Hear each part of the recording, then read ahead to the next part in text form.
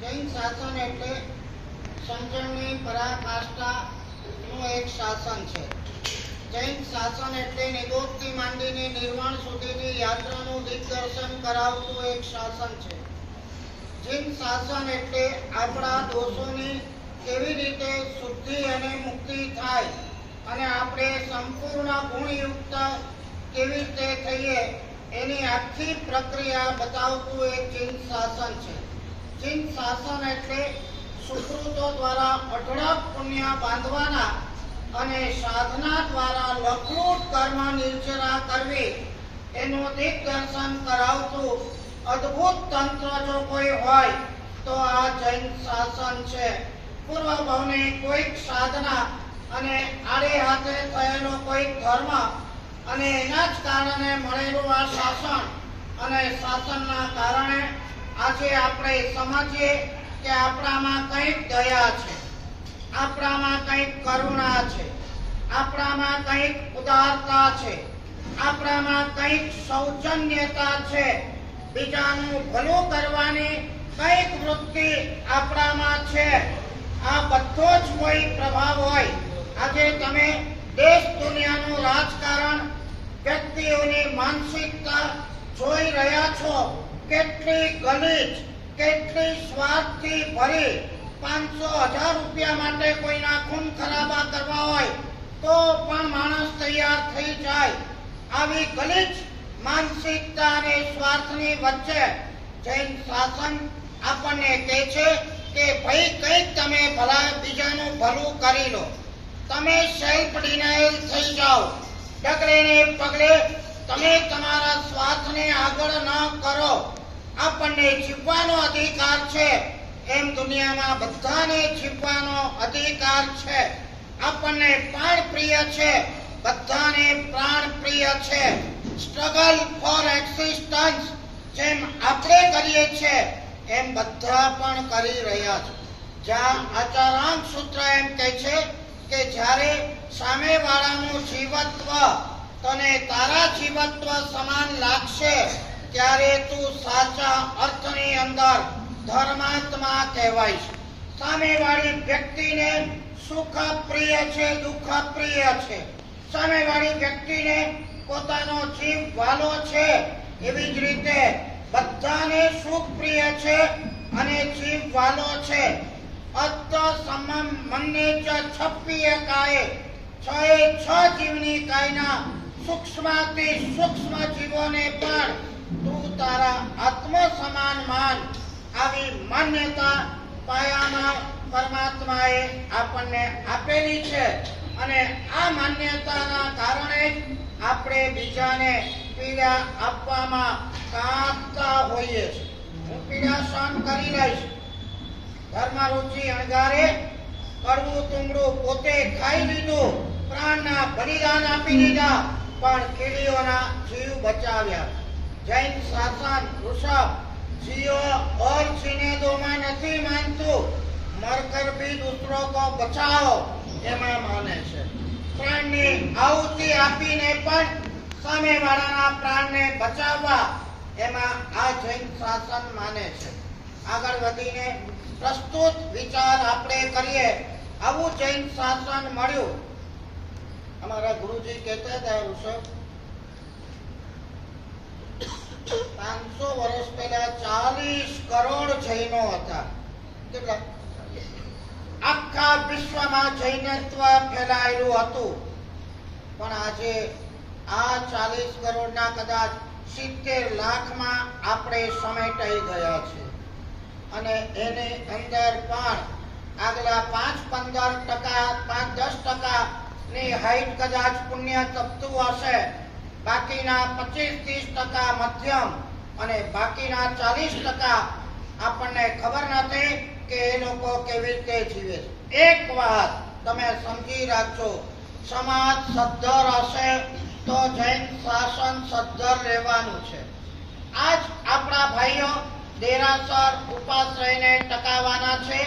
આવી એક શુભ ભાવનાથી મારો સાધર્મિક સદ્ધર બને, મારો સાધર્મિક પગભર બને અને મારો સાધર્મિક આત્મનિર્ભર નિર્ભર બને આવી ભાવના જાગી અને એક સાધર્મિક આત્મનિર્ભર અભિયાન સારી ઘડીએ ચાલુ થયું અને આજે આપણે જોઈએ છે વિધિના મન 1 મહિનાની અંદર આજે એનું રિઝલ્ટ પણ આપણે જોઈએ છે.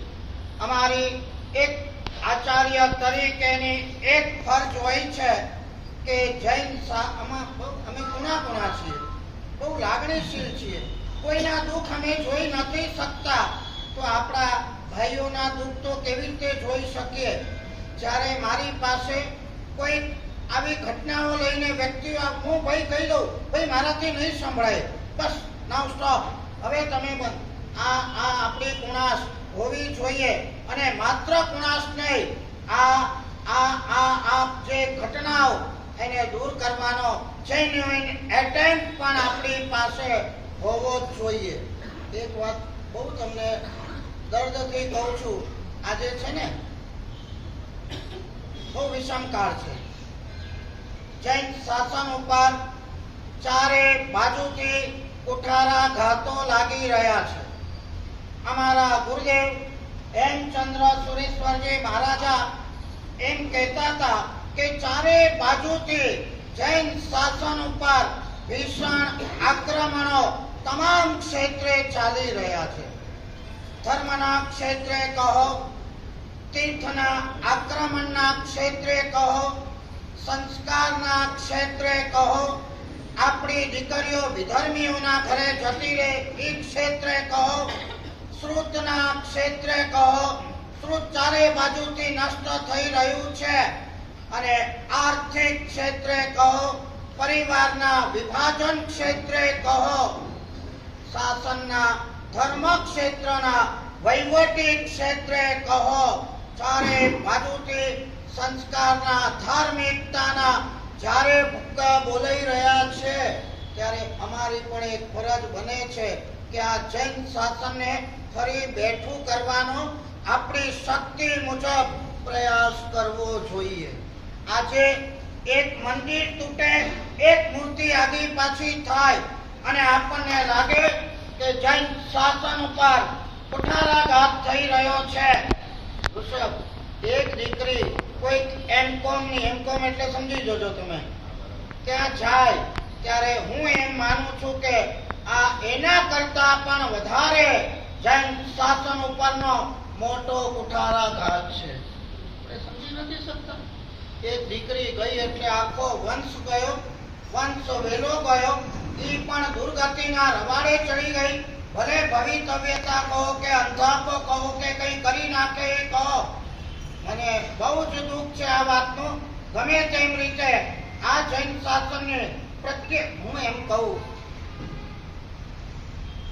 મંદિરો બનાવવાના શોખ, ઉત્સાહ, પ્રયત્ન દરેકને હોય છે.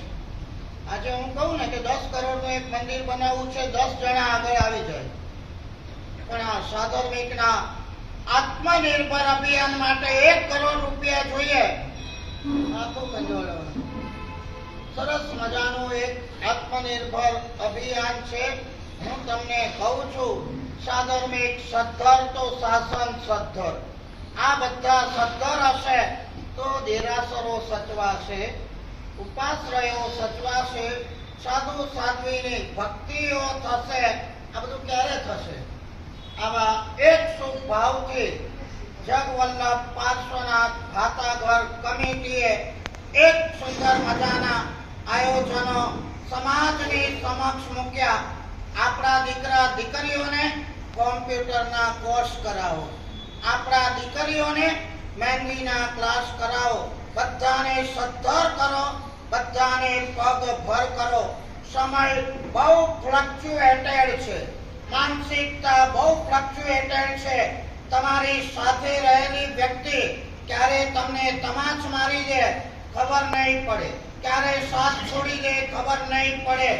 અને એમાં પણ આજનો સમય સર્વે એમ કે છે તમારી બહુ જ પ્રેમથી, તારા વગર હું જીવી નહીં શકું, તું વાલી છે, પ્યારી છે, 2 વર્ષના લવ છે, અને મેરેજ કરે, આ લવ મેરેજ લગભગ 1.5 વર્ષની અંદર 70% બ્રેકઅપ ની અંદર પરિણમે છે. શેની માટે છે આ બધું? પેલા તો 1 મિનિટ ચાલતું નહોતું અને આખા જીવનને ચૂથી નાખવાના, રફે દફે કરી નાખવાના. ક્યાંક ઇગોઇઝમ નડતો હોય, તું તારે રસ્તે હું મારે રસ્તે, ક્યાંક અસહનશીલતા નડતી હોય તે મને આમ કેમ કીધું, જરાકમાં ડિવોર્સ, જરાકમાં બ્રેકઅપ. યુવકાળમાં તમે જોઈ લો, માણસોનું એક પૈડું છે ને તમારા બેનું, એક કદાચ ખટારાનું અને બીજું સાયકલનું હોય ને, સમજ્યા કે નહીં, તો એ ગાડી પહોંચી જતી હતી. અને આજે બધા ભણેલા, ઇન્ટરકાસ્ટ મેરેજ, લવ મેરેજ, સ્વભાવની વિચિત્રતાઓ, અહંકારો, અસહનશીલતાઓ, આ બધાના કારણે રિઝલ્ટો આપણી સામે છે. ઉપરથી નીચે સુધી અમેરિકાના પ્રેસિડેન્ટોથી માંડીને નીચેની વ્યક્તિઓ સુધીના જે કૌભાંડો, જે ઇન્સિડન્ટ્સો આપણી સામે આવે એની અસર દેશ દુનિયા ઉપર પહોંચતી હોય છે અને જીવનની અસ્તવ્યસ્તતા થઈ જતી હોય છે. આ બધું જોયા પછી અમારી અને આ જગવલ્લભ પાસનાથ ભાતાગર કમિટીની એક ભાવના થઈ, આપણો એક પણ સાધર્મિક સહાય માટે હાથ ફેલાવતો હોવો જોઈએ નહીં. આપણો એક પણ સાધર્મિક બીજાની મદદ ઉપર જીવતો રહેવો જોઈએ નહીં. આપણી એક પણ દીકરી હોશિયારી બનવી જોઈએ નહીં. મે બી આપણું નસીબ, આપણું કર્મ છે. કાલે ઉઠીને આ દીકરીઓ સાસરે પણ જશે, કદાચ યારી નહીં આપે તો ફ્લક્ચ્યુએશન પણ થશે. ઘણી કહી દેશે જા તારા ઘરે તારા રસ્તે. પણ હું તમને કહું છું, ઘણી જ્ઞાન કરતા પણ કૌશલ્ય મહત્વનું છે. નરેન્દ્ર મોદી સાહેબ પણ કહે છે, એક કૌશલ્ય તમે જીવનમાં અપનાવી દો, ક્યારેય ભૂખા મરવાનો વારો નહીં આવે. અને આજના સમયની અંદર એક બીજી કાસ્ટો હલકી નીચલી કાસ્ટ હોય પણ 3-4 જણા કંઈક ને કંઈક કરતા હોય અને ગાડું મજાનું ચાલતું હોય. આપણા સમાજની અંદર આ પ્રથા નથી. કમાનાર એક હોય, ખાનાર 4-5 હોય, ગાડું ચલાવવું મુશ્કેલ થઈ જાય. પણ હવે સમય બદલાયો છે. દરેકે પોતાના પર વિશ્વાસ રાખવો પડે, દરેકે એક હુનર અપનાવવું પડે, દરેકે આત્મનિર્ભર બનવું પડે. બીજાના ઉપર જીવવામાં સમજા, ભલે ને કદાચ ધણી પણ હોય, દીકરો પણ હોય કે પિતા પણ હોય, પણ આ બધી વસ્તુનું ફ્લક્ચ્યુએશન બહુ જબરજસ્ત છે. એટલે એવા શુભ ભાવથી આ અભિયાન આપણે ચાલુ કર્યું છે અને આ બધી દીકરીઓનું જે રિઝલ્ટ મળ્યું છે એ બિયોન્ડ છે. 1 મહિનાની અંદર, માત્ર 1 મહિના નહીં, આ કળામાં શીખવામાં 100 દીકરીઓ તૈયાર થઈ ગઈ, અપ ટુ ડેટ તૈયાર થઈ ગઈ અને એમને ઓર્ડરો પણ મળવા માંડ્યા, કમાવા પણ મળવા માંડ્યા. આમાં આ દીકરીઓને મારે કહેવું છે કે તમને એક સુંદર મજાનું નિમિત્ત મળ્યું છે, એના કારણે અવસર મળ્યો છે. નિમિત્તથી તમે બહુ સારું હુનર આત્મસાત તમે કર્યું છે અને તમે આવતીકાલે તમારા પગ ઉપર ઊભા રહી શકો એવી એક સ્ટેબિલિટી તમારી પાસે આવી છે. એમાં અમારી પ્રેરણા અને આશીર્વાદ તો એક નિમિત્ત છે. જગવલ્લભ પાસનાથ કમિટીના આ બધા જ તરવરિયા, શાસન પ્રેમી, સાધર્મિક પ્રેમી કાર્યકર્તાઓનો નિસ્વાર્થ ભોગ, નીરવભાઈ, ડોક્ટર સમજા, ભૂપેશભાઈ, સૌરીનભાઈ, બીજા બી જે કાર્યકર્તાઓ છે, બધા તન મન ધનથી નિસ્વાર્થ ભાવે અંદર લાગેલા અને એનું બેનમૂન રિઝલ્ટ અહીંયા જોયું. હવે આ દીકરીઓને મારે એટલું જ પૂછવું છે, તમને એમ લાગે છે કે આ ભાતાગર કમિટીને કાર્યકર્તાઓનો બહુ મોટો ઉપકાર છે અમારા પર?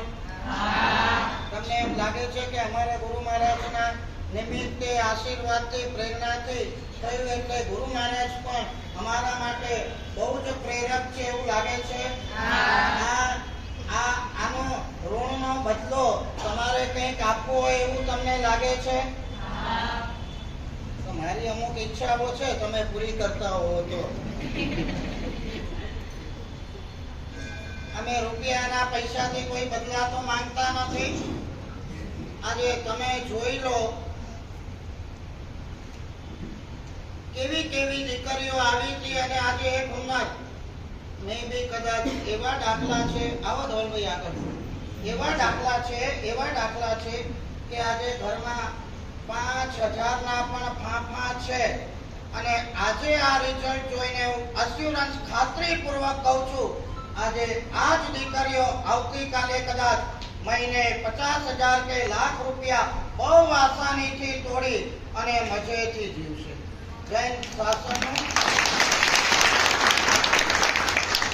બહુ મોટું ઋણ આપણા ઉપર છે, ગુરુદેવોનું છે, ભાતાગર કમિટીનું છે. અને અમને આજે બહુ જ આનંદ છે, પણ તમારી માટે અમને થોડી અપેક્ષા છે કે તમે નંબર 1 ધાર્મિક રહેજો અને સંસ્કારી રહેજો. જે ધર્મના પ્રભાવે આપણે આપણા સાંસારિક જીવનમાં પણ આગળ આવીએ છીએ, એ ધર્મને ભૂલવાની કે સંસ્કારોને ભૂલવાની કોશિશ તમે કરશો નહીં. દુનિયા બહુ ખરાબ છે, તમને ખબર છે. નિમિત્તો બહુ ખરાબ છે, તમને ખબર છે. આકર્ષણ અને પ્રલોભનોના કોઈ પાર નથી, તમને ખબર છે.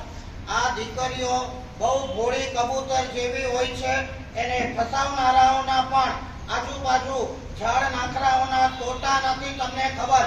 અને ફસાઈ ગયા પછી એમની દુર્દશાઓ જે થાય છે એની પણ તમને ખબર. આ જાણીને મારા કાળજા કંપી જાય છે. અમારા જૈન શાસનની આવી સરસ મજાની દીકરીઓ ક્યાંય કોકની માયા જાળમાં ફસાઈ ન જાય, દુર્દશા ન થાય અને આગળ દુર્ગતિના સોપાન તરફ આગળ વધે નહીં, એટલે બહુ સાવચેતી રાખવાની છે. બેઝિકલી મારી એક ભાવના રહે આપણા જૈન શાસન માટે કે આ બધી દીકરીઓ કાલે નંબર 1 દીક્ષા લે તો બહુ વેલ એન્ડ ગુડ છે. હા, તમારી દીક્ષામાં તમારી બહેનપણીઓને બોલાવશું આપણે મહેંદી લગાવવા. પણ કદાચ દીક્ષા ન પણ લો તો પણ સારી શ્રાવિકા બનજો, સાચી શ્રાવિકા બનજો. પરણવું જ પડે. અહીંયા બધા પ્રતિજ્ઞા લઈ લો કે અમે ટ્રાય કરીને જૈન સિવાય ક્યાંય કોઈના ઘરે જઈશું નહીં. નીરવભાઈ એટલું જો લે ને તો મારું અત્યારે 2 કિલો લોહી વધી જાય. કારણ કે તમને શું લાગે છે, એક વ્યક્તિ જો આ એક દીકરી પ્રતિજ્ઞા લે ને તો હું એમ માનું કે આ કતલખાને જતી બચી ગઈ. બાકી સેંકડો સંભાવનાઓ લઈને તમે બેઠા છો અને પાછળની દુર્દશાઓ એના સેંકડો દાખલાઓ મારી પાસે કમાટી ઉપજાવે એવા છે. એટલે પહેલી મારી ભાવના પરણવું જ પડે તો જૈન સિવાય ક્યાંય જવું નહીં. ઓકે,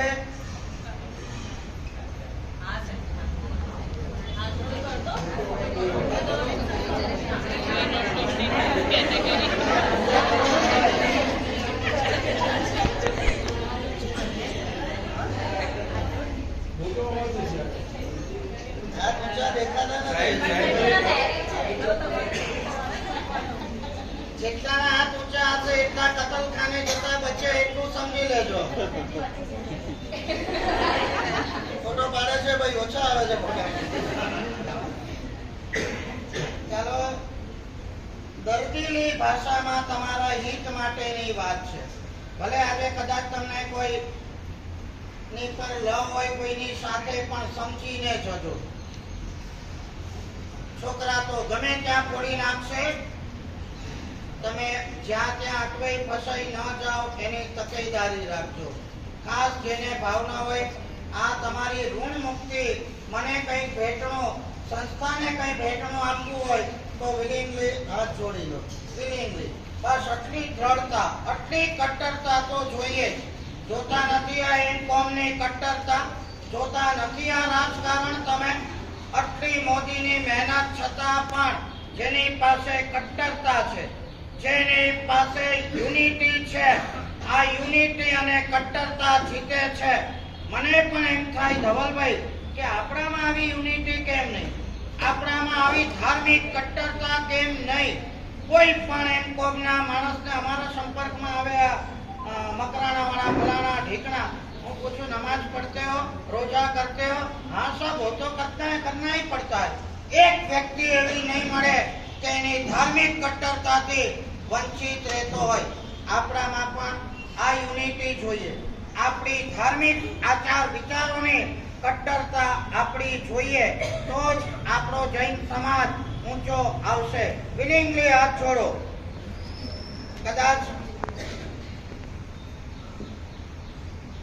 ચારે ફિરકાના કોઈ જૈનો ચાલે.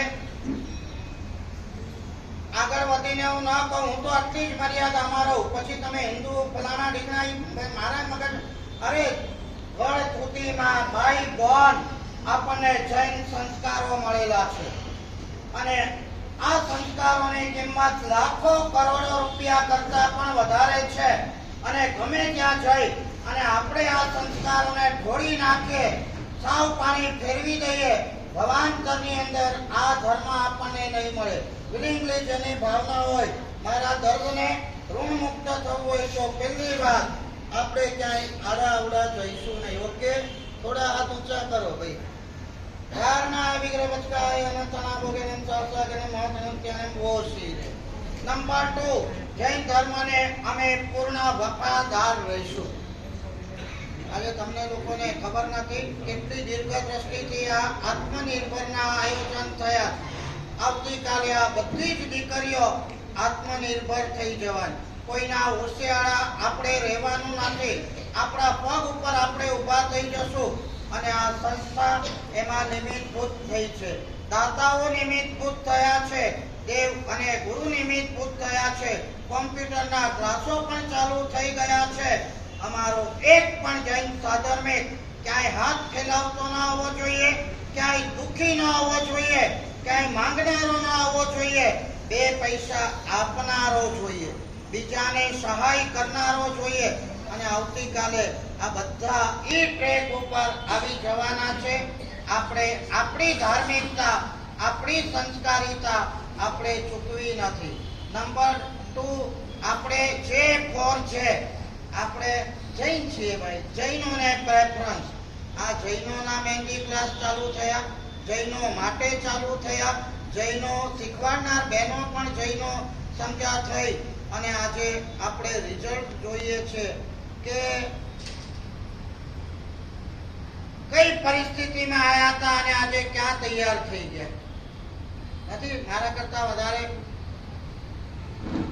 એક જ દિવસની અંદર કન્સેશન રેટમાં પણ એક મહેંદી કદાચ 500 રૂપિયા. સૌથી મોટી દુઃખદ અને કાળજું કંપાવી નાખને એવી વાત ઈ છે કે જૈન ધર્મના તમામ સગાઈ હોય, લગ્ન હોય, ઉપધાન હોય, સંઘ હોય, પ્રતિષ્ઠાઓ હોય, તમારા ઘરની પ્રસંગો હોય, એમાં મહેંદી મને જે ઠોસ સમાચાર અનેક વ્યક્તિઓ તરફથી મળ્યા ઈ છે કે મહેંદી લગાવવા આવનાર કોણ? કઈ એમ કોણ બુરખાઓ પહેરીને આવી વ્યક્તિ આપણા ઘરમાં અને ઈ પણ આટલું કરવાના 5-5, 10-10 હજાર રૂપિયા લઈ જાય. આપણા રૂપિયા બધા ત્યાં. આપણો એક આશય છે આ કમિટીનો, આપણો રૂપિયો આપણા ઘરમાં જોઈએ, આપણી દીકરી આપણા ઘરમાં જોઈએ. તમને ઓરાની કિંમત નથી. એક આવી વિધર્મી વ્યક્તિ ઘરની અંદર પણ આવે ને, ઘરના માનસિક વાતાવરણ પણ બગડી જાય, બગડી. એમના હાથના સ્પર્શોથી પણ આપણી માનસિકતાઓ વિકૃત થતી જાય. મને એવા સમાચાર છે, તમે મારા ઘર 98% એમ કોમ આવે છે આ કામ કરવા. અને મને આજે આનંદ ઈ વાતનો છે, નીરવભાઈએ મને કીધું, સાહેબ પ્રદૂષણ પહેલા અમે 450 છોકરીઓને તૈયાર કરી દઈશું.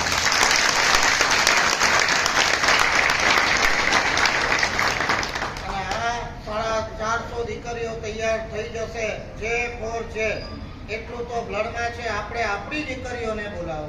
આપણા ઘરની અંદર પ્રસંગ છે, હવે બીજા ના જોઈએ, ના છૂટકે મજબૂરીથી બોલાવવા પડતા હતા. એ વાત જુદી છે.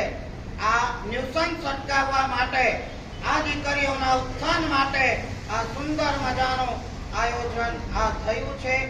1 મહિનાની અંદર 100 છોકરી તૈયાર થઈ ગઈ છે.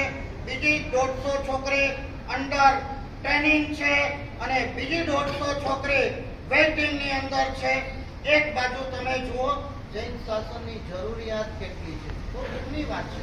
એક બાજુ આટલી જરૂરિયાત હોય અને તમે સાંભળીને તમારા કાળજા કંપી જશે. ધવલભાઈ માત્ર 1 વર્ષ 6-8 મહિનામાં પાલીતાણામાં તમે જાણો છો 1500 થી 2000 કરોડ વપરાય છે. સંઘ, ઉદ્યાન, ઉજવણા, ચોમાસા, નવાણા. સાચી વાત છે. કોને કે 1500 થી 2000 કરોડ. અને આપણા કેલ્ક્યુલેશન વાઇઝ નીરવભાઈ આની કંપની જે મંડળ છે જગવલ્લભ પાસના ભૂપેશભાઈ આદિ એમની ઈચ્છા એવી છે કે અમારા માર્ગદર્શન હેઠળ 1 વર્ષમાં 1000 ફેમિલી આત્મનિર્ભર કરવા છે.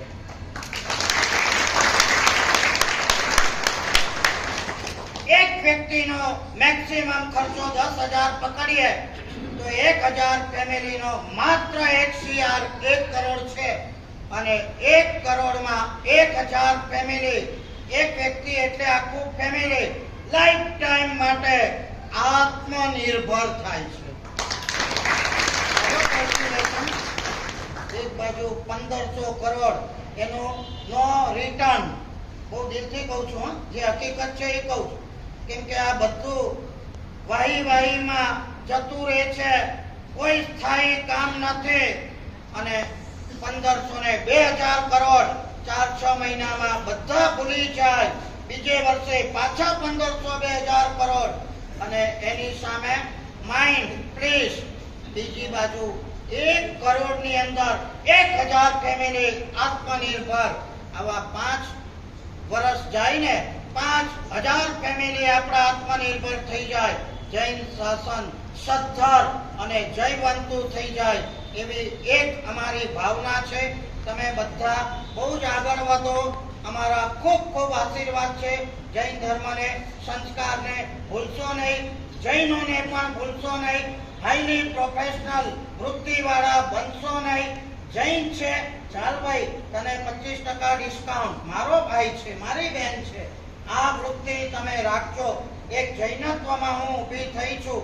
આ વૃત્તિ જૈન માટે કન્સેશન નો આઈલી આપણે એકદમ લૂંટી બીજા લૂંટી લે છે, ચૂસી લે છે એવી વૃત્તિ તમે ના રાખતા. અને ખૂબ તમારા જીવનમાં તમે આગળ વધો, ખૂબ વિકાસ કરો, પ્રગતિ કરો એવા મારા અંતરના આશીર્વાદ છે.